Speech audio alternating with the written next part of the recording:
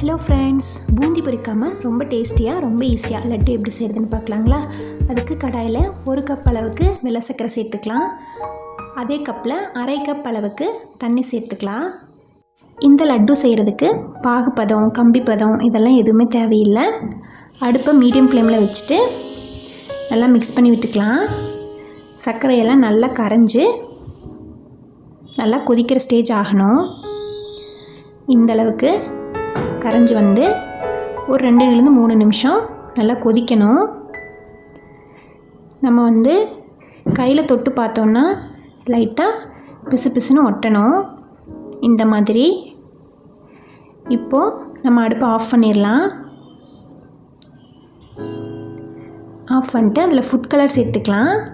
நான் வந்து 5-6 ட்ராப் அளவுக்கு ஃபுட் கலர் சேர்த்துக்கிறேன். இது ஆப்ஷனல் தான். நீங்கள் சேர்க்கலைன்னா கடலை மாவு கலரில் வந்து லட்டு வரும், லைட் எல்லோ கலரில் வரும். சேர்த்துட்டு நல்லா மிக்ஸ் பண்ணி விட்டுட்டு 1/4 டீஸ்பூன் அளவுக்கு ஏலக்காய் தூள் சேர்த்துக்கலாம். அப்புறம் 4-5 சொட்டு அளவுக்கு லெமன் சேர்த்துக்கலாம். அதிகமாக சேர்த்தா கசப்பு வந்துடும். சேர்த்துட்டு நல்லா மிக்ஸ் பண்ணி விட்டுக்கலாம். இது எல்லாமே நீங்கள் அடுப்பை ஆஃப் பண்ணிட்டு தான் சேர்க்கணும். இது ஓரமாக எடுத்து வச்சிடலாம். நெக்ஸ்ட்டு நம்ம எந்த கப்பில் சர்க்கரை எடுத்தோமோ அதே கப்பில் 1 கப் அளவுக்கு கடலை மாவு எடுத்துக்கலாம்.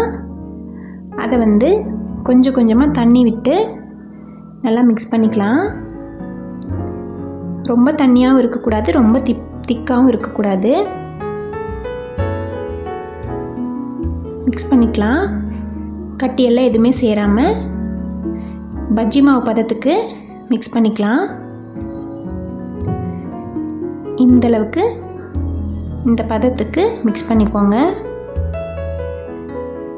நெக்ஸ்ட்டு அதில் 1/4 டீஸ்பூன் அளவுக்கு ஆப்ப சோடா சேர்த்துக்கலாம். 1 பிஞ்ச் அளவுக்கு உப்பு சேர்த்துக்கிறேன். சேர்த்துட்டு இதையும் நல்லா மிக்ஸ் பண்ணிக்கலாம்.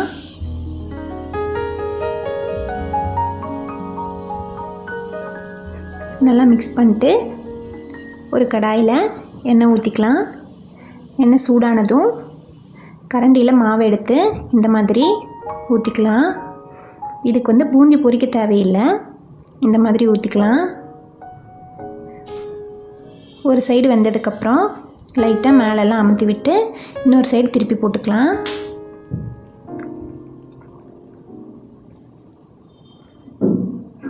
இந்த மாதிரி திருப்பி போட்டுக்கோங்க.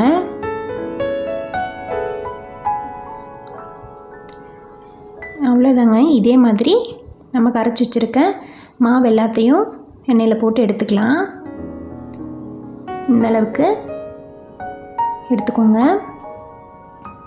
நெக்ஸ்ட்டு ஒரு பெரிய மிக்ஸி ஜாரில் மாவு எல்லாத்தையும் இந்த மாதிரி போட்டுக்கலாம். 3/4 மிக்ஸி ஜாருக்கு போட்டுக்கலாம். ரொம்ப நிறையா போட்டால் ரொம்ப பேஸ்ட் மாதிரி அரைச்சிரும். போட்டு அரைச்சிக்கலாம். இந்த மாதிரி பூந்தி பதத்துக்கு அரைச்சிக்கலாம். அரைச்சிட்டு நம்ம ஆல்ரெடி வச்சுருக்க சர்க்கரை தண்ணியில் லைட்டாக சூடானதும் நம்ம அரைச்சி வச்சுருக்க பூந்தியை ஆட் பண்ணிக்கலாம்.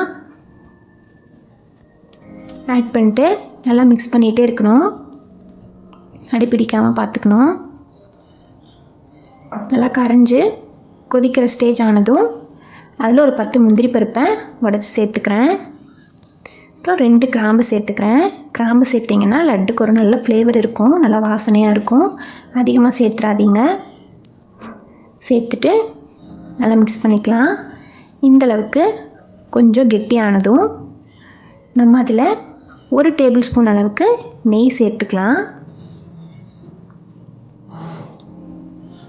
நெய் நிறையா சேர்த்துக்கூடாது, 1 டேபிள் ஸ்பூன் அளவுக்கு மட்டும் சேர்த்துக்கோங்க. இந்த மாதிரி கடைசியாக நெய் சேர்க்கும் போது லட்டு நல்லா சாஃப்டாக நல்லா மணமாக இருக்கும்.